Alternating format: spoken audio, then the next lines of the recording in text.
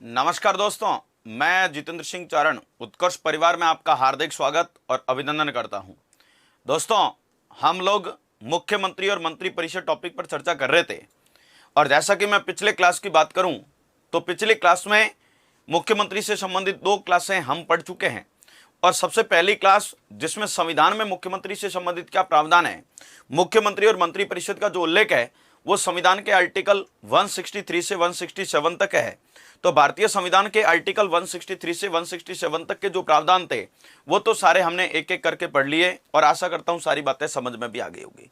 फिर राजस्थान के मुख्यमंत्रियों के बारे में विशेष चर्चा भी हमने कर ली थी। इस सेशन में साथियों हमने जो टॉपिक की हेडिंग लगाई थी वो था मुख्यमंत्री और मंत्री परिषद। क्या था? मुख्यमंत्री और मंत्री परिषद था। तो साथियों आपको बहुत अच्छे से अब राज्य की मंत्री परिषद के बारे में पढ़ना पड़ेगा। जैसा कि आपको मैं अगर बात बोलूं तो केंद्र की मंत्री परिषद अगर आपने पढ़ी है, क्या पढ़ी है दोस्तों? केंद्र की मंत्री परिषद अगर आपने पढ़ी है तो केंद्र की मंत्री परिषद पढ़ी है तो फिर राज्य की मंत्री परिषद भी पढ़नी पड़ेगी। अब वैसे तो केंद्र और राज्य की मंत्री परिषद में केवल आर्टिकल का अंतर है, बाकी गठन उसी तरीके से होता है जैसे केंद्र की मंत्री परिषद बनती है ना, उसी तरीके से राज्य की मंत्री परिषद का भी गठन किया जाता है। तो साथियों अपना जो इस सेशन में टॉपिक रहेगा वो रहेगा आपके राज्य की मंत्री परिषद। क्या रहेगा? राज्य की मंत्री परिषद। राज्य की मंत्री परिषद। अब देखिएगा दोस्तों, राज्य की मंत्री परिषद के बारे में अगर मैं बात करूं आपके सबसे पहले, तो पहली बात तो सुन लेना दोस्तों कि राज्य की मंत्री परिषद का उल्लेख भारतीय संविधान के कौन से आर्टिकल में, कौन से अनुच्छेद में अगर मैं चर्चा करूं आपके सामने तो अच्छे से सुन लीजिएगा। राज्य की मंत्री परिषद का जो उल्लेख है दोस्तों वो है भारतीय संविधान के आर्टिकल 163, भारतीय संविधान के अनुच्छेद 163 में। राज्य के मंत्री परिषद का उल्लेख भारतीय संविधान के कौन से आर्टिकल में? आर्टिकल 163 में। आपको पता है, मैंने आपको बताया केंद्र में भी आपने मंत्री परिषद पढ़ी। अब केंद्र की मंत्री परिषद का उल्लेख कौन से आर्टिकल में? तो केंद्र की मंत्री परिषद का उल्लेख आर्टिकल 74 में आपने पढ़ा। और राज्य की मंत्री परिषद का उल्लेख कौन से आर्टिकल में? तो आर्टिकल 163 में। क्लियर? कोई दिक्कत नहीं। अब राज्य की मंत्री परिषद का उल्लेख तो आर्टिकल 163 में, चलो ठीक है, लेकिन दोस्तों आपसे कोई प्रश्न ये पूछ ले कि राज्य की मंत्री परिषद के बारे में संविधान क्या कहता है, तो भारतीय संविधान के आर्टिकल 163 में साथियों क्या लिखा हुआ है? आर्टिकल 163 में लिखा हुआ है कि राज्य में एक मंत्री परिषद होगी। राज्य में एक मंत्री परिषद होगी, एक मंत्री परिषद होगी जिसमें, ध्यान से सुन लेना दोस्तों, मैं लिख क्या रहा हूं, जिसमें संवैधानिक रूप से 3 प्रकार के, जिसमें संवैधानिक रूप से तो कितने प्रकार के? संवैधानिक रूप से 3 प्रकार के, 3 प्रकार के वह व्यवहार में, ध्यान से सुनना, दोनों ही बातें अभी आपको समझाने वाला भी हूं, वह व्यवहार में 4 प्रकार के मंत्री होंगे, है ना? ध्यान से सुनना, वह व्यवहार में 4 प्रकार के मंत्री होते हैं। क्लियर? तो इन चारों ही प्रकार के मंत्रियों से मिलकर किसका गठन होता है दोस्तों? राज्य की मंत्री परिषद का गठन होता है। तो सबसे पहली बात तो सुन लेना, राज्य की मंत्री परिषद का उल्लेख भारतीय संविधान के आर्टिकल कौन से में? 163 में। और भारतीय संविधान के आर्टिकल 163 में किस बात का प्रावधान है? तो आर्टिकल 163 में लिखा हुआ है कि राज्य में राज्यपाल को सलाह देने के लिए एक मंत्री परिषद होगी, है ना? और उस मंत्री परिषद में संवैधानिक रूप से तो 3 प्रकार के, वह व्यवहार में 4 प्रकार के मंत्री होते हैं और इन चारों ही प्रकार के मंत्रियों से मिलकर मंत्री परिषद का क्या होता है? गठन होता है। इन चारों ही प्रकार के मंत्रियों से मिलकर मंत्री परिषद बनती है। तो मंत्री परिषद में व्यवहार में 4 प्रकार के होते हैं, लेकिन संविधान ने तो राज्य की मंत्री परिषद में मंत्रियों के जो प्रकार बताए दोस्तों वो 3 प्रकार ही बताए। अब वो मंत्री कौन कौन से होते हैं? तो सबसे पहली बात सुन लीजिएगा कौन कौन से मंत्रियों का जिक्र हो रहा है। नंबर 1 मंत्री होता है दोस्तों, वो होता है कैबिनेट मंत्री। नंबर 1 कैसा मंत्री होता है? कैबिनेट मंत्री। नंबर 2 जो मंत्री होता है वो होता है साथियों राज्य मंत्री। क्या होता है? राज्य मंत्री। लेकिन उसके कोष्टक में अगर आपने मंत्री परिषद ढंग से पढ़ी है ना तो उसके कोष्टक में लेकर आता है स्वतंत्र प्रभार। ठीक है। नंबर 3 होता है वो केवल एंड केवल राज्य मंत्री होता है, जिसके कोष्टक वोष्टक में कुछ नहीं लिखा रहता है। राज्य मंत्री। और नंबर चौथा जो मंत्री होता है वो होता है साथियों उप मंत्री। कैसा मंत्री होता है? उप मंत्री। तो इन 4 प्रकार के मंत्रियों से मिलकर किसका गठन होता है दोस्तों? राज्य में मंत्री परिषद का गठन होता है। तो एक मंत्री परिषद में संवैधानिक रूप से तो 3 प्रकार के और व्यवहार में 4 प्रकार के मंत्री होते हैं। और 4 प्रकार के कौन कौन से होते हैं आपके सामने? कैबिनेट मंत्री होता है, राज्य मंत्री स्वतंत्र प्रभार होता है, केवल राज्य मंत्री होता है, उप मंत्री होता है। इन सभी प्रकार के मंत्रियों से मिलकर मंत्री परिषद का क्या किया जाता है दोस्तों? गठन किया जाता है। क्लियर? कोई दिक्कत नहीं। अब दोस्तों बहुत अच्छे से सुन लीजिएगा, एक प्रश्न मैं आपसे पूछ लेता हूं। और वो प्रश्न क्या पूछ लूं? वो ये पूछ लूं कि आपने क्या पढ़ा? संवैधानिक रूप से, ध्यान से लिखना क्या लिखा, जिसमें संवैधानिक रूप से 3 प्रकार के और व्यवहार में 4 प्रकार के मंत्री होते हैं। मतलब व्यवहार में 4 प्रकार के मतलब क्या हुआ? एक इन 4 में से एक ऐसा मंत्री जो सरकार अपनी इच्छा से बनाती है, जिसका संविधान में कोई उल्लेख नहीं है। संविधान ने तो मंत्री परिषद में कितने प्रकार बताए मंत्रियों के? केवल 3। कितने प्रकार बताए? केवल 3 प्रकार बताए। इन 3 प्रकार के मंत्रियों से मिलकर मंत्री परिषद का क्या होता है? गठन होता है। क्लियर? कोई दिक्कत नहीं है। अब मैं आपसे पहला प्रश्न पूछ लेता हूं। और वो पहला प्रश्न क्या पूछ लूं? वो पहला प्रश्न ये पूछ लूं कि निम्नलिखित में से, ध्यान से सुनना मेरे प्रश्न को, निम्नलिखित में से कौन से मंत्री का उल्लेख संविधान में नहीं है? कौन से मंत्री का उल्लेख संविधान में नहीं है? आप क्या? तो क्यों? क्योंकि संवैधानिक रूप से तो 3 प्रकार के ही तो है मंत्री। संवैधानिक रूप से तो मंत्री परिषद में मंत्री कितने प्रकार के होते हैं? 3 प्रकार के ही तो होते हैं ना। व्यवहार में एक सरकार अपनी इच्छा से बनाती है मंत्री, तो है ना। तो आपसे पहला प्रश्नों पर यही पूछ लूं कि निम्नलिखित में से ऐसा कौन सा मंत्री जिसका संविधान में कोई उल्लेख नहीं है ना। ऑप्शन आपके सामने, नंबर 1 कैबिनेट मंत्री, नंबर 2 राज्य मंत्री स्वतंत्र प्रभार, नंबर 3 राज्य मंत्री और नंबर 4 उप मंत्री। तो साथियों बहुत अच्छे से याद रख लेना, ये जो मंत्री है ना, कौन सा? राज्य मंत्री स्वतंत्र प्रभार। ध्यान से सुनना, राज्य मंत्री स्वतंत्र प्रभार, ये इसका उल्लेख संविधान में नहीं है। ये राज्य मंत्री स्वतंत्र प्रभार जिसके कोष्टक में लिखा रहता है ना, ये मंत्री सरकार अपनी इच्छा से बनाती है। बाकी संविधान ने तो 3 प्रकार बताए मंत्रियों के, कौन कौन से? कैबिनेट मंत्री, राज्य मंत्री और उप मंत्री। और इन तीनों ही प्रकार के मंत्रियों से मिलकर किसका गठन होगा दोस्तों? मंत्री परिषद का गठन होगा। किसका गठन होगा? मंत्री परिषद का गठन होगा। क्लियर? ये मंत्री परिषद के बारे में आप बहुत अच्छे से बातें याद रख लेना, कोई दिक्कत नहीं। पहली बात। अब दूसरी बात, आप मेरे से ये भी प्रश्न पूछोगे, आपके मन में ये प्रश्न उत्पन्न हो रहा होगा कि ये जो 4 प्रकार के मंत्री होते हैं मंत्री परिषद में, इन चारों ही प्रकार के मंत्रियों में डिफरेंट क्या होता है? अंतर क्या होता है फिर? है ना, इन चारों ही प्रकार के मंत्रियों में अंतर क्या होता है? सारे कैबिनेट मंत्री क्यों नहीं बना दिए थे? सारे राज्य मंत्री क्यों नहीं बना दिए? और इनमें अंतर होता है तो क्या होता है? जरा ध्यान से सुनना आप साथियों। और वो क्या सुनना? वो ये सुनना दोस्तों कि आपको पता है कि राजस्थान में जो मंत्री परिषद बनी, मैं राजस्थान की बात कर लूं आपके सामने, या उत्तर प्रदेश की बात करूं, या हरियाणा की बात करूं, किसी भी राज्य में मंत्री परिषद बनती है तो प्रत्येक राज्य में अनेक सारे विभाग होते हैं, बहुत सारे विभाग होते हैं, है ना। और उन बहुत सारे विभागों में क्या होता है? उन बहुत सारे विभागों में कुछ विभाग ऐसे होते हैं जो अत्यंत महत्वपूर्ण होते हैं, और कुछ विभाग ऐसे भी होते हैं जिनका कोई खास ज्यादा औचित्य भी नहीं रहता है। कुछ तो ऐसे होते हैं जो अत्यंत महत्वपूर्ण होते हैं, और कुछ ऐसे होते हैं जिनका कोई खास औचित्य नहीं रहता है, मतलब कम महत्व के विभाग होते हैं।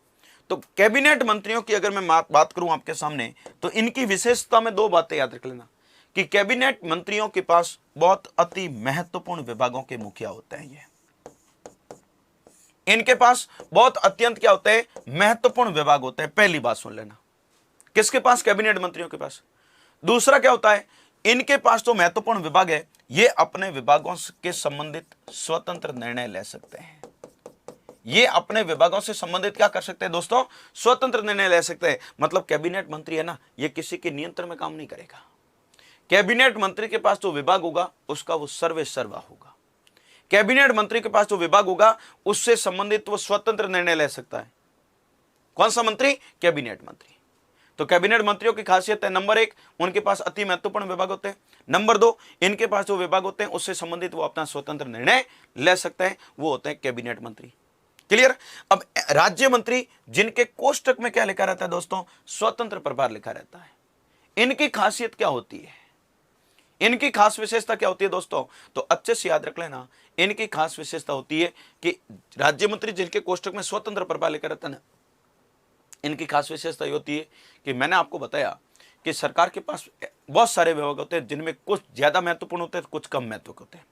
अब सरकार क्या कहती है? सरकार करती है कि भाई हम अगर सारे विभागों में अगर कैबिनेट मंत्री बना देंगे तो कैबिनेट मंत्रियों की संख्या बहुत ज्यादा हो जाएगी, है ना। वैसे बना सकती है, कोई प्रावधान नहीं है ना, लेकिन वो उन ऐसे विभाग जिनका कोई ज्यादा औचित्य नहीं है उसमें वो कैबिनेट मंत्री का पद खराब नहीं करना चाहते, है ना। उसमें वो मंत्री कैसा बना देते हैं? राज्य मंत्री, और उनके कोष्टक में क्या डाल देते हैं? स्वतंत्र प्रभार। स्वतंत्र प्रभार का मतलब इसके पास जो विभाग होगा उससे संबंधित भी स्वतंत्र निर्णय ले सकता है। तो अब आप कहते हो फिर कैबिनेट मंत्री और राज्य मंत्री स्वतंत्र प्रभार में अंतर क्या हुआ? अंतर यह हुआ, मैंने कैबिनेट मंत्री के आगे क्या लिखा? महत्वपूर्ण विभाग होते हैं। इसके आगे लिख देता हूं थोड़े कम महत्व के विभाग होते हैं, है ना। थोड़े क्या होते हैं? कम महत्व के विभाग होते हैं। पहली बात सुन लेना। और दूसरी बात, यह भी अपने विभाग से संबंधित स्वतंत्र निर्णय तो ले सकता है ना। यह राज्य मंत्री स्वतंत्र प्रभार भी किसी के नियंत्रण में काम तो नहीं करता है। तब आप कहते हो फिर दोनों में अंतर क्या होता है? दोनों में अंतर इतना ही है कि कैबिनेट मंत्री के पास बहुत ज्यादा अत्यंत महत्वपूर्ण विभाग होते हैं, पावरफुल विभाग होते हैं, और इनके पास राज्य मंत्री स्वतंत्र प्रभार वालों के पास बहुत कम महत्व के विभाग होते हैं। वैसे अभी अपने राजस्थान में शिक्षा मंत्री है गोविंद सिंह डोटासरा, जिनके पास ये राज्य मंत्री स्वतंत्र प्रभार वाले शिक्षा मंत्री है ना, वो कैबिनेट मंत्री नहीं। हाँ, शिक्षा विभाग बहुत अत्यंत महत्वपूर्ण भी है, लेकिन उनके साथ उनको शिक्षा विभाग का तो मंत्री बनाया, लेकिन उनके साथ ऐसे बहुत सारे और विभाग दे दिए जिनका कोई खास औचित्य नहीं था, इसीलिए उनको क्या कर दिया? राज्य मंत्री स्वतंत्र प्रभार बना दिया। क्लियर? अब नंबर तीसरा जो राज्य मंत्री होता है ना, ये क्या होता है? ये होता है कैबिनेट मंत्रियों की सहायता हेतु। ध्यान से सुन लेना, राज्य मंत्री क्या होगा? कैबिनेट मंत्रियों की सहायता हेतु। राज्य मंत्री का काम होता है कैबिनेट मंत्रियों की सहायता करना, क्योंकि मैंने कहा ना कैबिनेट मंत्रियों के पास अत्यंत महत्वपूर्ण विभाग होते हैं। तो कैबिनेट मंत्रियों के पास अत्यंत महत्वपूर्ण विभाग होने के कारण कैबिनेट मंत्रियों के पास काम ज्यादा होता है, तो उनकी सहायता के लिए कौन से मंत्री बना दिए जाते हैं? राज्य मंत्री। मतलब ये जो तीसरे वाला राज्य मंत्री है ना, ये वही काम करेगा जो कैबिनेट मंत्री बोलेगा। ये तीसरे वाला जो राज्य मंत्री है ना, ये अपने स्वतंत्र निर्णय नहीं ले सकता है। ये तीसरे वाला राज्य मंत्री अपने विभाग से संबंधित कोई काम करेगा तो उससे पहले किससे पूछेगा? कैबिनेट मंत्री के पास, है ना। क्योंकि एक ही विभाग में दो प्रकार के मंत्री होते हैं, एक तो होता है कैबिनेट मंत्री और एक उसकी सहायता के लिए कौन सा मंत्री होता है? राज्य मंत्री। ठीक है, तो ये तीसरे वाला राज्य मंत्री जिसके कोष्टक में कुछ नहीं लेकर आता ना, ये केवल कैबिनेट मंत्रियों की सहायता के लिए होते हैं। ये अपने विभाग के सर्वे सर्वा नहीं होते, ये अपने विभाग से संबंधित स्वतंत्र निर्णय नहीं ले सकते हैं, ये राज्य मंत्री। ठीक है, और उप मंत्री भी कैबिनेट मंत्रियों की सहायता हेतु ही होते हैं, लेकिन अभी फिलहाल राजस्थान की मंत्रिपरिषद और किसी भी राज्य के मंत्रिपरिषद में उप मंत्री बहुत कम देखने को मिलते हैं। तो इन चारों ही प्रकार के मंत्रियों से मिलकर किसका गठन होता है दोस्तों? चारों ही प्रकार के मंत्रियों से ही मिलकर मंत्रिपरिषद का गठन होता है। किसका गठन होता है दोस्तों? चारों ही प्रकार के मंत्रियों से मिलकर मंत्रिपरिषद बनती है। क्लियर? तो ये चारों ही प्रकार होते हैं मंत्रिपरिषद में। अब मैंने कहा, आपने कहा कि संवैधानिक रूप से तो 3 प्रकार के, व्यवहार में 4 प्रकार के, तो संविधान में कौन से मंत्री का उल्लेख नहीं वो भी बता दिया, और इन चारों ही मंत्रियों में अंतर क्या होता है वो भी बता दिया। तो इन सबसे मिलकर तो बनती है आपके राज्य की मंत्रिपरिषद। क्लियर? कोई दिक्कत नहीं है। अब आप कहते हो फिर राज्य में मंत्रिमंडल, तो मैंने आपको केंद्र में प्रधानमंत्री और मंत्रिपरिषद पढ़ाते समय, यानी कि केंद्र की मंत्रिपरिषद पढ़ाते समय मंत्रिमंडल और मंत्रिपरिषद में अंतर भी बताया था। लेकिन साथियों, आपको राज्य की मंत्रिपरिषद पढ़ाते समय मैं मंत्रिमंडल के बारे में बात नहीं करूंगा। क्यों? क्योंकि मंत्रिमंडल का उल्लेख केवल केंद्र के लिए ही होता है। राज्यों में स्पेशल भारत के संविधान में कहीं पर भी मंत्रिमंडल का उल्लेख देखने को मिलता नहीं है। और वैसे मंत्रिमंडल और मंत्रिपरिषद में आप अंतर समझ गए होंगे कि मंत्रिपरिषद जो बनती है वो तो 4 प्रकार के मंत्रियों से मिलकर बनती है। मंत्रिपरिषद जो बनती है वो तो 4 प्रकार के मंत्रियों से मिलकर बनती है, लेकिन मंत्रिमंडल में तो केवल एक ही प्रकार का मंत्री शामिल होता है, वो होता है कैबिनेट मंत्री। दोनों मंत्र यही होता है। मंत्रिपरिषद में कितने प्रकार के मंत्री होते हैं? 4। और मंत्रिमंडल में केवल एक ही प्रकार के मंत्री होते हैं, वो कौन से होते हैं? केवल एंड केवल कैबिनेट मंत्री। ठीक है दोस्तों, ये होते हैं आपके मंत्रिपरिषद की बातें। अब देखिएगा, यहां पर एक और बात नई जोड़ने की आवश्यकता पड़ी बाद में, और वो क्यों जोड़ने की आवश्यकता पड़ी? वो इसलिए जोड़ने की आवश्यकता पड़ी साथियों कि आपको पता है कि भारत के मूल संविधान में, आपने पढ़ भी रखा होगा, भारत के मूल संविधान में मुख्यमंत्री पढ़ते समय आपने ये पढ़ा, आर्टिकल 164 में क्या लिखा था कि राज्य में राज्यपाल बहुमत दल के नेता को तो मुख्यमंत्री नियुक्त करेगा, और मुख्यमंत्री की सिफारिश पर किसकी नियुक्ति करेगा? अन्य मंत्रियों की नियुक्ति करेगा। यानी मूल संविधान में इतना ही लिखा था, मुख्यमंत्री की सिफारिश पर अन्य मंत्रियों की नियुक्ति करेगा। अब अन्य मंत्री कितने होंगे, अधिकतम कितने होंगे, न्यूनतम, इसका कोई भारत के मूल संविधान में कोई प्रावधान, कोई निश्चित आकार नहीं था। तो फिर हम मंत्री परिषद की बातें कर रहे हैं, तो अच्छे से याद रख लेना कि फिर क्या हुआ, फिर मंत्री परिषद का निश्चित आकार तय करने के लिए आपको पता है भारत के संविधान में एक संशोधन किया गया। और संशोधन कौन सा किया गया दोस्तों? संशोधन यह किया गया, 91वां संविधान संशोधन हुआ 2003 में। ध्यान से सुन लेना, 91वां संविधान संशोधन कब हुआ साथियों? 2003 में। और 91वें संशोधन के द्वारा क्या किया गया दोस्तों? 91वें संशोधन के द्वारा राज्य की मंत्री परिषद का एक निश्चित आकार तय किया गया। 91वां संविधान संशोधन 2003 में हुआ, अटल बिहारी वाजपेयी की सरकार के द्वारा किया गया। और 91वें संशोधन के द्वारा केंद्र की मंत्री परिषद में भी आपने पढ़ा और राज्य की मंत्री परिषद में भी आप पढ़ रहे हो। वैसे मैंने मुख्यमंत्री के बारे में आर्टिकल पढ़ाते समय भी इसकी चर्चा आपके सामने कर रखी है। 91वें संशोधन के द्वारा राज्य की मंत्री परिषद का क्या तय किया? आकार निश्चित करते हुए लिखा कि राज्य की मंत्री परिषद में अधिकतम मंत्री, राज्य की मंत्री परिषद में अधिकतम मंत्री कितने हो सकते हैं साथियों? राज्य की मंत्री परिषद में अधिकतम मंत्री कितने हो सकते हैं? तो विधानसभा की कुल सदस्य संख्या का, विधानसभा की कुल सदस्य संख्या का कितने प्रतिशत? 15% हो सकते हैं। ध्यान से सुन लेना, राज्य की मंत्री परिषद में अधिकतम मंत्री कितने हो सकते हैं? तो विधानसभा की कुल सदस्य संख्या का 15% अधिकतम मंत्री बनाए जा सकते हैं, इससे ज्यादा मंत्री नहीं हो सकते, है ना। तो अधिकतम होंगे राज्य की विधानसभा की कुल सदस्य संख्या का 15%। और आपसे पूछ ले कि अगर न्यूनतम बनाने, तो न्यूनतम मंत्री कितने बनाना जरूरी होगा? न्यूनतम होंगे 12। ध्यान से सुन लेना, 12% नहीं, केवल 12 है, ठीक है। तो भारत के मूल संविधान में मंत्री परिषद के निश्चित आकार का उल्लेख नहीं होने के कारण कौन सा संविधान संशोधन करना पड़ा साथियों? 91वां। और 91वां संविधान संशोधन कब किया? 2003 में, है ना। और 91वां संशोधन करके राज्य की मंत्री परिषद का एक आकार निश्चित किया। और आकार निश्चित करते हुए क्या बोला कि राज्य की मंत्री परिषद में अधिकतम मंत्री होंगे विधानसभा की कुल सदस्य संख्या का 15% और न्यूनतम कितने होंगे? 12 होंगे। क्लियर? अब मैं बात आपके राजस्थान की कर देता हूं कि राजस्थान में अधिकतम और न्यूनतम कितने होंगे। तो राजस्थान की मंत्री परिषद में अधिकतम पूछ ले तो साथियों, राजस्थान की मंत्री परिषद में अधिकतम मंत्री कितने बनाए जा सकते हैं? राजस्थान की मंत्री परिषद में अधिकतम मंत्री कितने बनाए जा सकते हैं साथियों, है ना। अब राजस्थान की मंत्री परिषद में आपको पता है अधिकतम कितने होंगे? तो राजस्थान विधानसभा में टोटल मेंबर कितने हैं? 200। सॉरी, हाँ, राजस्थान की विधानसभा में टोटल मेंबर कितने? 200, ठीक है। और 200 का कितने प्रतिशत? 15%। कितने होंगे? 30। तो राजस्थान में अधिकतम कितने होंगे? 30। मुख्यमंत्री सहित 30 होंगे, यानी कि 29 + 1, है ना। और राजस्थान की मंत्री परिषद में न्यूनतम कितने होंगे? तो आपको पता ही है, न्यूनतम तो कितने होंगे, है ना। न्यूनतम तो कितने होंगे साथियों? न्यूनतम तो आपके 12 ही होंगे, आंकड़ा ही है ना। न्यूनतम तो कितने होंगे? 12 ही होंगे। अब न्यूनतम 12 का तो आंकड़ा ही है, 11 मंत्री और 1 मुख्यमंत्री। क्लियर? तो ये राजस्थान की कंडीशन याद रखना कि राजस्थान में अधिकतम कितने होंगे और न्यूनतम कितने होंगे। तो राजस्थान की मंत्री परिषद में अधिकतम मंत्री होंगे कितने? विधानसभा कुल सदस्य संख्या का 15%, विधानसभा मेंबर 200, तो 200 का 15% यानी कि 30। और न्यूनतम कितने होंगे? तो न्यूनतम होंगे 12, यानी कि मुख्यमंत्री सहित 12 है, 11 + 1। क्लियर? ये राज्य की मंत्री परिषद के बारे में आंकड़े याद रखना। अब देखिएगा, राज्य की मंत्री परिषद हम पढ़ रहे हैं, तो एक पद जो बहुत ज्यादा पूछा जाता है उसके बारे में सवाल सुन लीजिएगा। वो कौन सा पद पूछा जाता है साथियों? वो पूछा जाता है हमसे संसदीय सचिव, है ना। ये संसदीय सचिव का क्वेश्चन हमसे बहुत ज्यादा पूछा जाता है। अब आप संसदीय सचिव के बारे में बातें कौन कौन सी याद रखोगे, जरा ध्यान से सुनना। पहली बात तो सुन लेना कि संसदीय सचिव की नियुक्ति कौन करता है ना। संसदीय सचिव की नियुक्ति कौन करता है? तो साथियों अच्छे से याद रख लेना, संसदीय सचिव की नियुक्ति मुख्यमंत्री के द्वारा की जाती है ना। संसदीय सचिव की नियुक्ति कौन करता है दोस्तों? संसदीय सचिव की नियुक्ति मुख्यमंत्री के द्वारा की जाती है, चीफ मिनिस्टर करता है। अब राज्य में संसदीय सचिव बनाना है, तो संसदीय सचिव बनाया किसको जाएगा? राज्य में संसदीय सचिव किसको बनाया जाएगा? विधायकों को बनाया जाएगा, है ना। और वैसे संसदीय सचिव बनाया कब जाता है? वैसे राजस्थान में तो कभी से नियुक्ति प्रारंभ हो गई, अभी बताऊंगा कब से नियुक्ति प्रारंभ हुई। लेकिन ज्यादातर संसदीय सचिव कहां बनाए जाते हैं? जहां पर पूरे मंत्री परिषद में मंत्री पूरे होने के बाद, मंत्री पूरे होने का मतलब मैंने कहा अधिकतम मंत्री कितने बना सकते हैं? विधानसभा का 15%, यानी कि राजस्थान की बात करूं तो 30 मंत्री बना सकते हैं।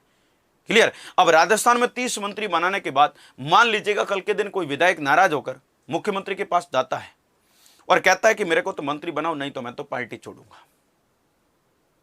यह टोटली राजी करने वाला पद होता है, ध्यान से सुनना, है ना। अब मैंने कहा मंत्री परिषद में पूरे 15% मंत्री बनाने के बाद, यानी कि भाई राजस्थान में 30 मंत्री बनाते थे, बना दिए। अब उसके बाद नाराज होकर अगर कोई विधायक जाए मुख्यमंत्री के पास और कहे कि मेरे को भी मंत्री बनाओ, है ना। राजस्थान में अभी नाराजगी चल ही रही है, आप देखो मंत्री परिषद के विस्तार को लेकर चल रही है। बहुत सारे विधायक नाराज है, जो मंत्री पद के दावेदार है उनको मंत्री नहीं बनाया। जैसे आपने देखा होगा गुड़ामालानी विधायक हेमाराम चौधरी, जिन्होंने इस्तीफा दे दिया। अब रीजन क्या है? रीजन तो यही है ना कि भाई हेमाराम चौधरी मुख्यमंत्री पद के दावेदार, सॉरी मंत्री पद के दावेदार थे, और पहले राजस्व मंत्री रह भी चुके 2 बार। तो बहुत प्रभावी नेता है, बहुत पुराने नेता है, कांग्रेस में अच्छी छवि रखते हैं वो, फिर भी उनकी अनदेखी की गई तो उन्होंने इस्तीफा दे दिया, है ना। अब मान लीजिएगा कल के दिन, वैसे तो अभी राजस्थान में 5 मंत्री बाकी, क्योंकि 25 ही मंत्री है, वैसे इस्तीफा आने के बाद और संख्या कम हो गई है ना। राजस्थान में अधिकतम 30 बन सकते हैं, अभी मंत्रियों के पद खाली भी पड़े, बना सकते हैं। लेकिन मान लीजिएगा कल के दिन पूरी मंत्री परिषद में 30 मंत्री बनाने के बाद, 29 मंत्री और 1 मुख्यमंत्री बनने के बाद, अगर कोई विधायक नाराज होकर पहुंचता है कि मेरे को तो मंत्री बनाओ, नहीं तो मैं तो पार्टी छोड़ूंगा। अब मुख्यमंत्री को यह लगता है उस समय कि इसके ये पार्टी छोड़ने से, ध्यान से सुनना, मुख्यमंत्री को लगता है कि इसके पार्टी छोड़ने से पार्टी को क्या हो सकता है, नुकसान हो सकता है, इसको पार्टी छोड़ने नहीं देनी है। लेकिन वो तो अड़के बैठा, मंत्री बनाओ, नहीं तो मैं तो पार्टी छोड़ूंगा, है ना। अब मंत्री तो बनाए कैसे भाई? 15% बना दिए, संवैधानिक प्रावधानों के अनुसार मंत्री तो जितने बनने थे वो बना दिए, है ना। उसके बाद भी वो नाराज होकर बैठ जाए तो उसको राजी करने के लिए मुख्यमंत्री क्या कर देता है? संसदीय सचिव नियुक्त कर देता है। तो संसदीय सचिवों की नियुक्ति कौन करता है? मुख्यमंत्री। फिर इन संसदीय सचिवों को शपथ भी कौन दिलाता है? तो भी ध्यान रखना साथियों, मुख्यमंत्री। ये संसदीय सचिव जिनका कार्यकाल क्या होता है, सारी बातें बता देता हूं। कार्यकाल होता है मुख्यमंत्री के पश्चात पर्यंत। हाँ, कार्यकाल क्या होगा दोस्तों? मुख्यमंत्री के पश्चात पर्यंत। क्लियर? और फिर आपसे पूछ ले कि इन संसदीय सचिव अगर अपना त्याग पत्र देना चाहे तो ये संसदीय सचिव अपना त्याग पत्र किसको देंगे? ये संसदीय सचिव अपना त्याग पत्र देंगे मुख्यमंत्री को। संसदीय सचिव अपना त्याग पत्र किसको देंगे? मुख्य सचिव को। अब जो संसदीय सचिव बन गए ना, नियुक्ति, शपथ, कार्यकाल और त्याग पत्र तो आपने देख लिया, लेकिन जो संसदीय सचिव बन गया उसको साथियों किसका दर्जा दिया जाता है? ध्यान से सुन लेना, इस संसदीय सचिव को राज्य मंत्री के समान दर्जा दिया जाता है ना। राज्य मंत्री के समान क्या प्राप्त होता है? राज्य मंत्री के समान दर्जा प्राप्त होता है। सॉरी, राज्य मंत्री के समान क्या प्राप्त होता है साथियों? दर्जा प्राप्त होता है। हाँ, लेकिन ये मंत्री परिषद के आकार में शामिल नहीं होता है ना। इसको राज्य मंत्री के समान दर्जा प्राप्त होता है, लेकिन ये मंत्री परिषद के आकार में शामिल नहीं होता है। मान लीजिएगा राजस्थान में कल के दिन 15% मंत्री बनने के बाद भी अगर कोई नाराज होकर जाता है तो उसको मुख्यमंत्री क्या कर सकता है? संसदीय सचिव नियुक्त कर सकता है, और संसदीय सचिव बन गया तो उसको सुविधाएं किसके समान मिलेगी? राज्य मंत्री के समान। राजी हुआ कि नहीं हुआ? टोटली सुविधाएं राज्य मंत्री के समान मिलेगी, है ना। लेकिन वो मंत्री परिषद के आकार में शामिल नहीं हो सकता है। और अब आप मेरे से पूछोगे संसदीय सचिव कितने बनाए जा सकते हैं? जितने बनाना चाहिए उतने बना सकते हैं। जितने बनाना चाहिए ना उतने संसदीय सचिव बना सकते हैं, कोई प्रॉब्लम नहीं है ना। और दूसरी बात, आप मेरे से यह भी पूछोगे कि संसदीय सचिव का उल्लेख संविधान के कौन से आर्टिकल में? तो संसदीय सचिव का संविधान में कोई उल्लेख ही नहीं है। संसदीय सचिव का संविधान में कोई उल्लेख नहीं है दोस्तों।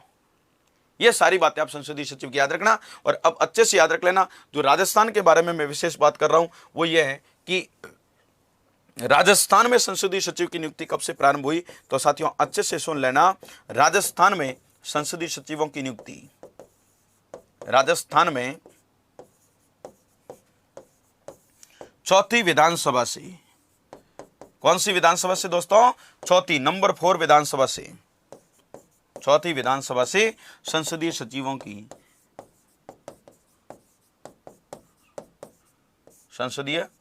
की क्या नियुक्ति प्रारंभ हो गई थी।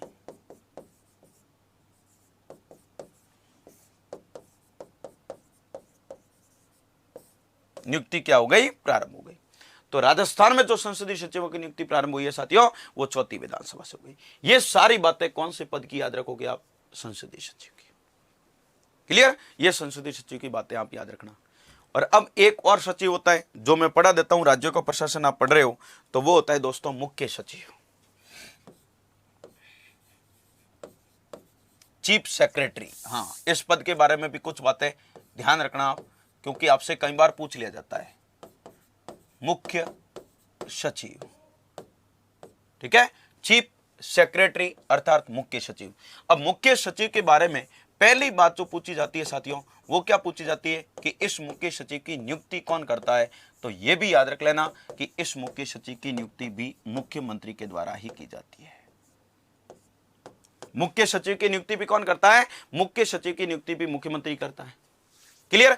अब मुख्य सचिव कैसे व्यक्ति को बनाया जाएगा, इसकी योग्यता क्या होगी, ध्यान से सुन लेना। योग्यता में नंबर 1 तो याद रखना कि राज्य का, जिस राज्य में मुख्य सचिव बन रहा है, राज्य का वरिष्ठ प्रशासनिक अधिकारी होना चाहिए। क्या होना चाहिए, वरिष्ठ प्रशासनिक अधिकारी होना चाहिए। मतलब आईएएस तो होना चाहिए, और आईएएस भी कैसा, वरिष्ठ होना चाहिए। हाँ, वरिष्ठ प्रशासनिक अधिकारी होना चाहिए। और दूसरी योग्यता में बहुत अच्छे से सुन लेना, मुख्यमंत्री का विश्वास पात्र होना चाहिए। हाँ, मुख्यमंत्री का क्या होना चाहिए दोस्तों, मुख्यमंत्री का विश्वास पात्र होना अत्यंत आवश्यक है। केवल आप है ना क्या हो, वरिष्ठ आईएएस अधिकारी हो, इससे ही आप मुख्य सचिव नहीं बन पाओगे। वरिष्ठ आईएएस अधिकारी तो होना ही चाहिए, है ना। सीनियर आईएएस तो पहली महत्व है, लेकिन उसके साथ साथ सीनियर आईएएस होने के साथ मुख्यमंत्री का विश्वास पत्र होना भी जरूरी है। अगर आप वरिष्ठ आईएएस ऑफिसर हो, है ना, और आप मुख्यमंत्री के विश्वास पत्र नहीं हो, तो ऐसी स्थिति में आपको मुख्य सचिव नहीं नियुक्त किया जाएगा। मुख्यमंत्री का विश्वास पत्र आदमी होना जरूरी होता है। क्लियर। और अब आप कहते हो मुख्य सचिव का कार्यकाल क्या होगा, तो मैं कह रहा हूं मुख्य सचिव बनाया किसको जाता है, आईएएस को। और आपको पता है प्रशासनिक अधिकारी की सेवानिवृत्ति आयु अभी कितनी है, 60 वर्ष। तो 60 वर्ष के पश्चात वो सेवानिवृत्त हो जाएगा। अब मान लो 50 वर्ष की उम्र में बना, तो आप कहते हो 10 वर्ष तक काम करेगा, नहीं, मुख्यमंत्री चाहेगा तब तक काम करेगा। मुख्यमंत्री चाहेगा तब तक, कोई निश्चित अपन कार्यकाल तय नहीं कर सकते हैं कि मुख्य सचिव के रूप में तो उसको 5 वर्ष का जाएगा, 4 वर्ष का जाएगा, 50 वर्ष की उम्र में बन गया 60 वर्ष तक मुख्य सचिव रहेगा, ऐसा कोई जरूरी नहीं। मुख्यमंत्री की इच्छा पर डिपेंड करता है। अभी अशोक गहलोत ने जो मुख्य सचिव बनाए, हमारे राजस्थान के मुख्यमंत्री अशोक गहलोत ने जो मुख्य सचिव बनाया है, अब मान लो अगली बार चुनाव हुए, सत्ता का परिवर्तन हो गया, तो क्या वो मुख्य सचिव रहेंगे, नहीं। सत्ता का परिवर्तन हो गया, अगला मुख्यमंत्री अपने विश्वास पत्र आदमी कोई मुख्य सचिव बनाएगा। तो ऐसी स्थिति में मुख्य सचिव का मुख्य सचिव के रूप में कोई निश्चित कार्यकाल नहीं होता है। क्लियर। और यह मुख्य सचिव आपको पता है राज्य का सर्वोच्च प्रशासनिक अधिकारी होता है। राज्य का क्या होता है दोस्तों, सर्वोच्च प्रशासनिक अधिकारी होता है ना। हाँ, सर्वोच्च प्रशासनिक अधिकारी होता है, यानी प्रशासन में नंबर 1 पर बैठता है। प्रशासन में नंबर 1 पर बैठता है ना। राज्य का पूरा प्रशासन फिर मुख्य सचिव के नियंत्रण में रहेगा।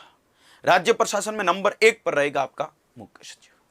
क्लियर। ये बातें आप अच्छे से याद रख लेना। और फिर राजस्थान के बारे में मुख्य सचिव की बातें याद रखना चाहूं तो दोस्तों क्या है, राजस्थान के बारे में अगर मैं बात करूं आपके सामने, तो राजस्थान का प्रथम मुख्य सचिव पूछ ले तो राजस्थान का फर्स्ट चीफ सेक्रेटरी, प्रथम मुख्य सचिव कौन था, राजस्थान का प्रथम मुख्य सचिव कौन था साथियों, के राधा कृष्ण। राजस्थान का पहला मुख्य सचिव पूछ ले तो के राधा कृष्ण। फिर आपसे पूछ ले राजस्थान का वर्तमान मुख्य सचिव कौन है ना। तो वर्तमान मुख्य सचिव कौन है साथियों, निरंजन कुमार आर्य। निरंजन आर्य। अब निरंजन आर्य के बारे में एक और बात याद रख लेना कि वर्तमान मुख्य सचिव तो निरंजन आर्य है ही है, लेकिन उसके साथ साथ याद रख लेना दोस्तों कि निरंजन आर्य राजस्थान के, यहां पर कोष्टक में लिख रहा हूं, राजस्थान के प्रथम अनुसूचित जाति के मुख्य सचिव है। अनुसूचित जाति का मतलब एससी के, राजस्थान के प्रथम एससी के मुख्य सचिव है। यानी इससे पहले जो मुख्य सचिव बने वो अनुसूचित जाति से कोई नहीं बना है। तो अनुसूचित जाति के प्रथम मुख्य सचिव है कौन, आपके कौन दोस्तों, आपके निरंजन आर्य। क्लियर। ये बातें याद रखना। और फिर एक और बात राजस्थान के बारे में 2-3 बातें और बता देता हूं कि राजस्थान में, ध्यान से सुनना दोस्तों, राजस्थान में सर्वाधिक कार्यकाल वाले मुख्य सचिव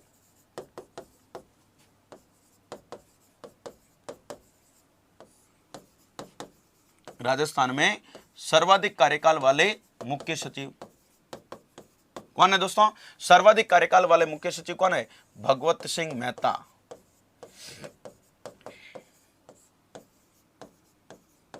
भगवत सिंह मेहता। और भगवत सिंह मेहता के बारे में एक और बात याद रखना, राजस्थान के, भगवत सिंह मेहता के बारे में बता रहा हूं, राजस्थान के प्रथम राजस्थानी मुख्य सचिव, ध्यान से सुनना, राजस्थान के प्रथम राजस्थानी मुख्य सचिव। राजस्थानी मुख्य सचिव का मतलब समझ रहे हो ना, समझ रहे हो ना, राजस्थान के प्रथम राजस्थानी मुख्य सचिव थे भगवत सिंह मेहता। आपके तो इसका मतलब क्या हुआ, अरे मैंने कहा मुख्य सचिव बनाया किसको जाता है, आईएएस को। और आपको पता है आईएएस को होम स्टेट बहुत कम मिलता है ना। भगवत सिंह मेहता से पहले जो आईएएस रहे वो राजस्थान के निवासी नहीं थे। भगवत सिंह मेहता पहले राजस्थान के मुख्य सचिव जो राजस्थान के निवासी थे और राजस्थान में मुख्य सचिव बने। तो राजस्थान के प्रथम राजस्थानी मुख्य सचिव भी भगवत सिंह मेहता है और राजस्थान में सर्वाधिक कार्यकाल वाले मुख्य सचिव भी भगवत सिंह मेहता है। क्लियर। और एक और बात याद रख लेना, जो भी आपसे कई बार पूछ लिया जाती है, राजस्थान में सर्वाधिक मुख्यमंत्रियों के साथ कार्य करने वाले मुख्य सचिव, सर्वाधिक मुख्यमंत्रियों के साथ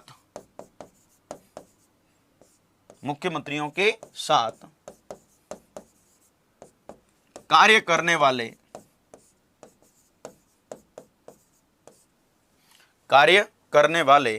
मुख्य सचिव, सर्वाधिक मुख्यमंत्रियों के साथ कार्य करने वाले मुख्य सचिव कौन साथियों, वीबी लाल माथुर। यानी कि वीबी लाल का मतलब सीधा सीधा आप पूरा नाम समझ लेना, विपिन बिहारी लाल माथुर। इन्होंने 4 मुख्यमंत्रियों के साथ कार्य किया था साथियों, विपिन बिहारी लाल माथुर। क्लियर। और एक अंतिम और मुख्य सचिव के बारे में याद रखना, राजस्थान की एकमात्र महिला मुख्य सचिव, यानी आज तक महिला मुख्य सचिव राजस्थान में एक बनी है, एकमात्र महिला मुख्य सचिव, राजस्थान की एकमात्र महिला मुख्य सचिव कौन दोस्तों, कुशल सिंह। ध्यान से सुन लेना, इनका नाम तो कुशल सिंह था, आपको पुरुषों जैसा नाम दिखेगा लेकिन थी महिला। तो राजस्थान की एकमात्र महिला मुख्य सचिव बनी है कुशल सिंह। ये मुख्य सचिव के बारे में बातें याद रखना, चीफ सेक्रेटरी के बारे में याद रखना, मुख्य सचिव है ना। मुख्य सचिव की नियुक्ति के बारे में पूछा जाता है, मुख्य सचिव से संबंधित सारी बातें भी राजस्थान विशेष के बारे में भी मैंने आपके सामने की है। तो ये थी साथियों राज्य की मंत्रिपरिषद, जिसमें आपने पढ़ा राज्य की मंत्रिपरिषद का उल्लेख, गठन किन किन से मिलकर होता है, निश्चित आकार कब तय किया, संसदीय सचिव के बारे में और मुख्य सचिव के बारे में। अब एक बात बोल देना चाहता हूं, फिर अपन सारी बातें लिखेंगे एक एक करके। वो बात यह है कि साथियों राज्य की मंत्रिपरिषद पढ़ रहे हैं तो अब आप मेरे से ये सवाल पूछोगे कि वर्तमान में राजस्थान के गृह मंत्री कौन है, वित्त मंत्री कौन है ना, या शिक्षा मंत्री कौन है, कृषि मंत्री कौन है, पंचायती राज मंत्री कौन है। तो साथियों किसी का भी मंत्री पूछोगे, अभी मैं ये बात आपको बताने वाला नहीं हूं। अभी राज्य की मंत्रिपरिषद में मैं ये बात बताने वाला नहीं हूं कि राजस्थान की मंत्रिपरिषद में फलाना मंत्री है, फलाना मंत्री है, नहीं। आप कहते हो क्यों नहीं बताओगे, बताऊंगा इसलिए नहीं साथियों कि ये बातें ऐसी है जिसमें परिवर्तन होता ही रहता है। आज मैं मंत्रिपरिषद पढ़ाऊंगा राजस्थान की कि ये राजस्थान की वर्तमान मंत्रिपरिषद है, और आपको पता है राजस्थान के तो कैसे बता सकता हूं, राजस्थान में तो आने वाले चंद दिनों के अंदर अंदर मंत्रिपरिषद में फेरबदल होने वाला है। हाँ, राजस्थान की मंत्रिपरिषद में फेरबदल होने वाला है। तो आज की मंत्रिपरिषद रट के अपन कोई मतलब ही नहीं रहेगी। इसीलिए मंत्रिपरिषद तब की याद रखनी है एग्जाम से ठीक 10 दिन पहले की। अपने एग्जाम की डेट आ जाए, निश्चित हो जाए अब तो एग्जाम है, उससे 5-7 दिन पहले की मंत्रिपरिषद याद रखनी है, क्योंकि मंत्रिपरिषद में मुख्यमंत्री चाहेगा उस दिन फेरबदल हो जाएगा। तो इसीलिए ये फेरबदल वाली बातें होती तो अपने को मंत्रिपरिषद अभी वाली रटनी भी नहीं, किसी काम की भी नहीं रहेगी। ठीक है। हाँ, हो सकता है ये भी रह जाए, कोई गारंटी नहीं, लेकिन हो सकता है परिवर्तन भी हो जाए। तो अपने को तो परिवर्तन हो गया तो फिर रटना क्या काम करेगा, समय वेस्ट हो जाएगा अपना। इसीलिए अपने को मंत्रिपरिषद पढ़नी तो है, लेकिन कब की पढ़नी है दोस्तों, एग्जाम से ठीक 10 दिन पहले की, कि वर्तमान में कौन से विभाग का मुखिया कौन सा मंत्री है। क्लियर दोस्तों, ये मंत्रिपरिषद के बारे में एक एक करके सारी बातें आपने पढ़ी, और मैं आशा करता हूं सारी बातें बहुत अच्छे से समझ में भी आई होगी। तो लिख दीजिएगा, हेडिंग लगा दीजिएगा फटाफट, राज्य की मंत्रिपरिषद। हेडिंग लगा दीजिएगा राज्य की मंत्रिपरिषद, राज्य की मंत्रिपरिषद, राज्य की मंत्रिपरिषद हेडिंग लगाया, लाइन बदल के लिखेगा, लाइन बदल के लिखना, अनुच्छेद 163 में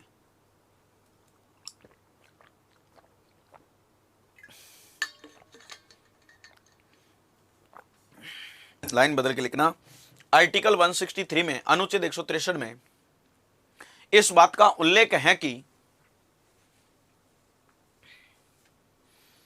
इस बात का उल्लेख है कि राज्य में एक मंत्रिपरिषद होगी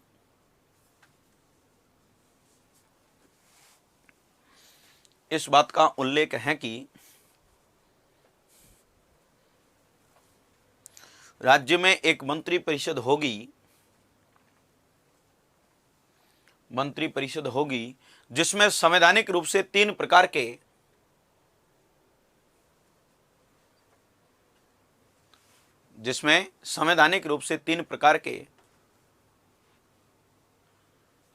के वह व्यवहार में लिखना, वह व्यवहार में चार प्रकार के मंत्री होते हैं। व्यवहार में चार प्रकार के मंत्री होते हैं। क्लियर? अब चार प्रकार के कौन कौन से होते हैं तो लिख दो। नंबर एक, कैबिनेट मंत्री। नंबर एक लिखो दोस्तों, कैबिनेट मंत्री। अब कैबिनेट मंत्री के बारे में सारी बातें मैंने बता तो दी, दो लाइनें लिखना चाहो तो लिख दीजिएगा। इनके पास अत्यंत महत्वपूर्ण विभाग होते हैं।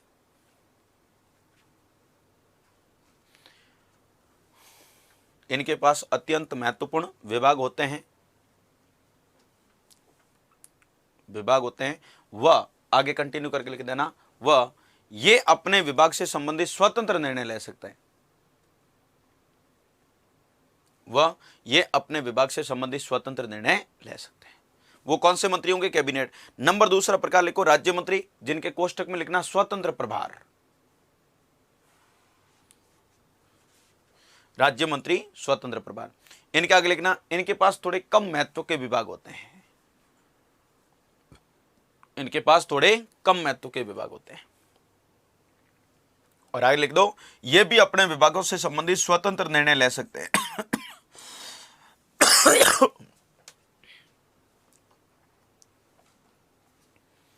ये भी अपने विभागों से संबंधित स्वतंत्र निर्णय ले सकते हैं। क्लियर? नंबर तीसरा लिखो, राज्य मंत्री। राज्य मंत्री। अब राज्य मंत्री, केवल राज्य मंत्री लिखा ना, नंबर तीसरा, इसके आगे लिख दो, ये कैबिनेट मंत्रियों की सहायता हेतु बनाए जाते हैं। ये कैबिनेट मंत्रियों की सहायता हेतु बनाए जाते हैं, सहायता हेतु नियुक्त किए जाते हैं। और अंतिम लिख दो, उप मंत्री। उप मंत्री। और उप मंत्री का आगे लिख दो, ये भी कैबिनेट मंत्रियों की सहायता हेतु नियुक्त किए जाते हैं। कैबिनेट मंत्रियों की सहायता हेतु नियुक्त किए जाते हैं। क्लियर? तो इन सबसे मिलकर क्या बनेगी दोस्तों? मंत्री परिषद बनेगी। क्या बनेगी? मंत्री परिषद। क्लियर? ये मंत्री परिषद के बारे में आप बातें याद रख लेना। अब आगामी नोट लगा कर लिखिएगा एक बात, नोट लगा कर लिखना, जैसा मैं बोल रहा हूं लिखना। भारत के मूल संविधान में, नोट लगा कर लिखना दोस्तों, भारत के मूल संविधान में मंत्री परिषद के निश्चित आकार का, मंत्री परिषद के निश्चित आकार का कोई उल्लेख नहीं था। भारत के मूल संविधान में मंत्री परिषद के निश्चित आकार का कोई उल्लेख नहीं था, कोई उल्लेख नहीं था। आगे कंटिन्यू करके लिखना, 91वें संविधान संशोधन के द्वारा, 91वां अमेंडमेंट कब हुआ? 2003 में। 91वें संविधान संशोधन के द्वारा राज्य की मंत्री परिषद का आकार निश्चित किया। 91वें संविधान संशोधन के द्वारा राज्य की मंत्री परिषद का आकार निश्चित किया, आकार निश्चित किया। और कहा कि, आगे कंटिन्यू करके लिखना, और कहा कि राज्य की मंत्री परिषद में, और कहा कि राज्य की मंत्री परिषद में अधिकतम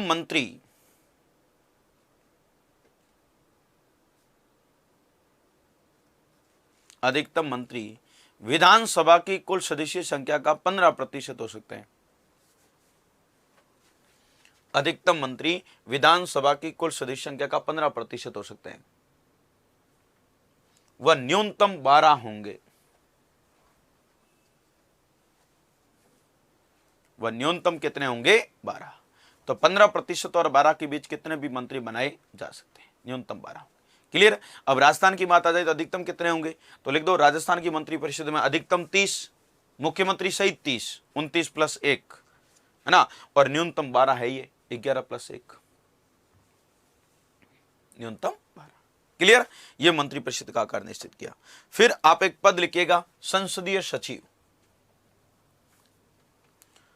पार्लियामेंट्री सेक्रेटरी, संसदीय सचिव। संसदीय सचिव केंद्र में भी आपने पद पढ़ा था, वैसे राज्यों में भी पद होता है संसदीय सचिव, दोनों के कोई पद में परिवर्तन नहीं होता है, वही होता है संसदीय सचिव। लिखो, पहले तो लिखो, इसकी नियुक्ति मुख्यमंत्री के द्वारा की जाती है।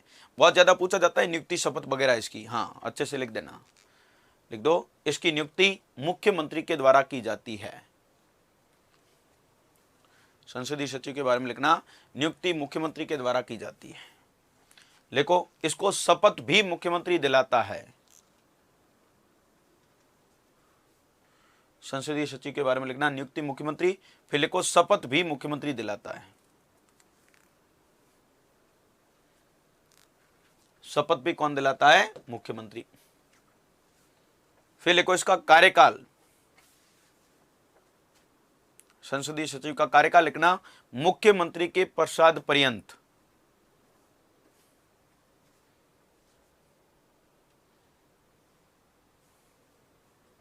मुख्यमंत्री के प्रसाद पर्यंत। क्लियर। और लिख दो, त्याग पत्र भी मुख्यमंत्री को देता है। ये अपना त्याग पत्र भी किसको देगा? मुख्यमंत्री को। लिख दो, त्याग पत्र भी मुख्यमंत्री को देगा। क्लियर। फिर एक नोट लगा के लिखना साथियों, वो लिखना, इस संसदीय सचिव को लिखना, इस संसदीय सचिव को राज्य मंत्री के समान दर्जा प्राप्त होता है। हाँ, दर्जा राज्य मंत्री के समान होगा, सारी सुविधाएं इसको राज्य मंत्री की मिलेगी, राज्य मंत्री के समान दर्जा प्राप्त होता है। लेकिन आगे कंटिन्यू करके लिखना दोस्तों, लेकिन मंत्री परिषद के आकार में शामिल नहीं होता है।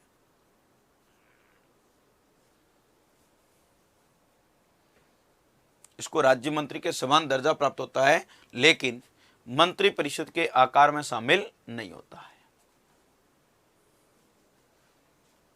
ना, दर्जा राज्य मंत्री के समान मिलेगा। क्लियर। फिर एक नोट लगा के लिख दो राजस्थान के बारे में, वो लिख देना, राजस्थान में संसदीय सचिवों की नियुक्ति 4थी विधानसभा से प्रारंभ हुई थी।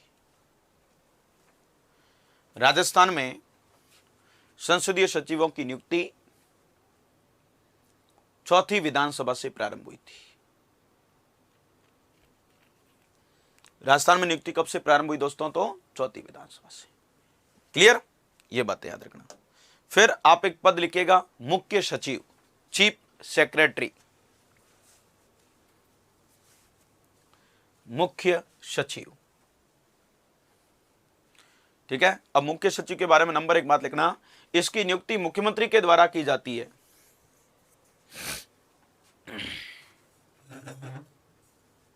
हाँ, मुख्य सचिव के बारे में भी पहली बात लिखना, इसकी नियुक्ति किसके द्वारा की जाएगी? मुख्यमंत्री के द्वारा। हाँ, कभी राज्यपाल मत कर देना, वो सीधा सा क्वेश्चन पूछता है, मुख्य सचिव की नियुक्ति कौन करता है? मुख्य सचिव की।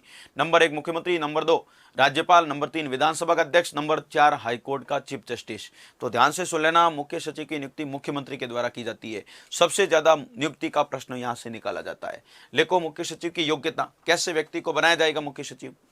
मुख्य सचिव की योग्यता में पहली योग्यता लिख दो, राज्य का वरिष्ठ प्रशासनिक अधिकारी होना चाहिए, यानी वरिष्ठ आईएएस होना चाहिए, सीनियर आईएएस। हाँ, राज्य का वरिष्ठ प्रशासनिक अधिकारी।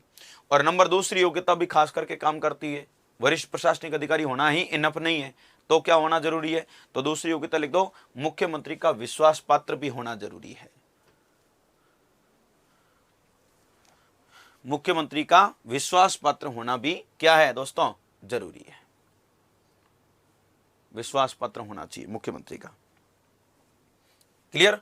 फिर लाइन बदल के लिखो, मुख्य सचिव राज्य का सर्वोच्च प्रशासनिक अधिकारी होता है। मुख्य सचिव राज्य का सर्वोच्च प्रशासनिक अधिकारी होता है। सर्वोच्च प्रशासनिक अधिकारी होता है। क्लियर? फिर लिखो, अगली बात लिखना, राजस्थान का प्रथम मुख्य सचिव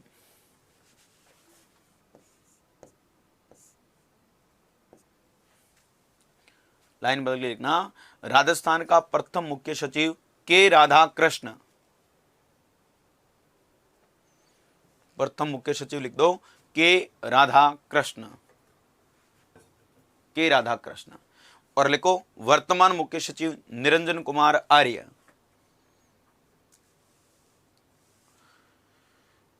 वर्तमान मुख्य सचिव लिखो निरंजन कुमार आर्य।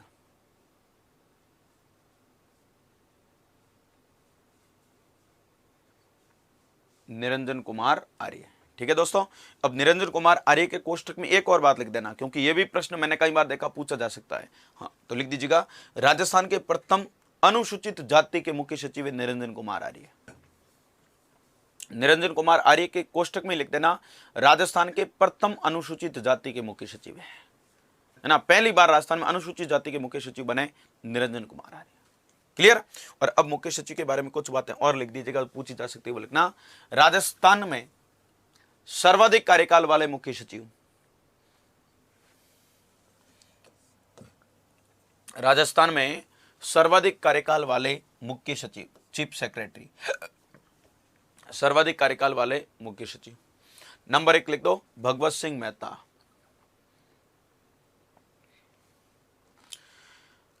भगवत सिंह मेहता। क्लियर? और भगवत सिंह मेहता के कोष्टक में एक और बात लिख देना, वो लिखना, राजस्थान के प्रथम राजस्थानी मुख्य सचिव है भगवत सिंह मेहता। भगवत सिंह मेहता के कोष्टक में लिखना ये भी लाइन, वो लिखना, राजस्थान के प्रथम राजस्थानी मुख्य सचिव है। राजस्थान के प्रथम राजस्थानी मुख्य सचिव है कौन? भगवत सिंह मेहता। क्लियर?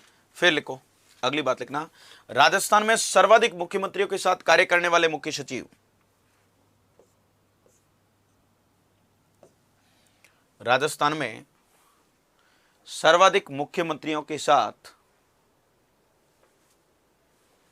राजस्थान में सर्वाधिक मुख्यमंत्रियों के साथ कार्य करने वाले मुख्य सचिव, काम करने वाले मुख्य सचिव। लिख दो, विपिन बिहारी लाल माथुर। विपिन बिहारी लाल माथुर। क्लियर? और फिर लिखो अंतिम बात, वो लिख दो, राजस्थान की एकमात्र महिला मुख्य सचिव। राजस्थान की एकमात्र महिला मुख्य सचिव लिख दो दोस्तों, कुशल सिंह। कुशल सिंह, ये राजस्थान की एकमात्र महिला मुख्य सचिव। आज तक महिला मुख्य सचिव मात्र एक ही बनी, वो बनी कुशल सिंह। ठीक है दोस्तों, ये सारी बातें आप मुख्य सचिव के बारे में याद रखना, और ये होती है आपकी राज्य की मंत्री परिषद कंप्लीट। तो राज्य की मंत्री परिषद में इतनी सारी बातें आपको अच्छे से याद रखनी है। ठीक है दोस्तों, तो अपना मुख्यमंत्री और मंत्री परिषद टॉपिक क्या हो जाता है दोस्तों? कंप्लीट हो जाता है। क्या हो जाता है? कंप्लीट हो जाता है। तो हमने राज्य की कार्यपालिका में राज्यपाल पढ़ा, उसकी शक्तियां पढ़ी, मुख्यमंत्री मंत्री परिषद पढ़ा, और मुख्यमंत्री मंत्री परिषद के दौरान ही महाधिवक्ता पर भी मैंने आपके सामने बात कर ली थी। महाधिवक्ता को भी हमने मुख्यमंत्री के साथ ही, एक आर्टिकल बीच में आया था महाधिवक्ता का उल्लेख वाला, वहीं पर चर्चा हमने कर ली है। अब अलग से महाधिवक्ता के बारे में भी बात नहीं करेंगे। तो राज्य की कार्यपालिका से संबंधित जितने भी बातें थी वो तो आपकी कंप्लीट हो गई। अब राज्य की सरकार के भी 3 अंग होते हैं। अब हम बात करेंगे राज्य की व्यवस्थापिका के बारे में, और राज्य की व्यवस्थापिका में आपको क्या पढ़ना है? विधानमंडल, विधान परिषद और विधान सभा के बारे में चर्चा करनी है। ठीक है दोस्तों, तो अगले सेशन में राज्य की व्यवस्थापिका में विधान परिषद टॉपिक पर बात करेंगे। तो तैयार रहना विधानसभा, विधान परिषद के बारे में रोचक बातें जानने के लिए। मिलते हैं अगले सेशन में, तब तक के लिए ओके, थैंक यू, धन्यवाद।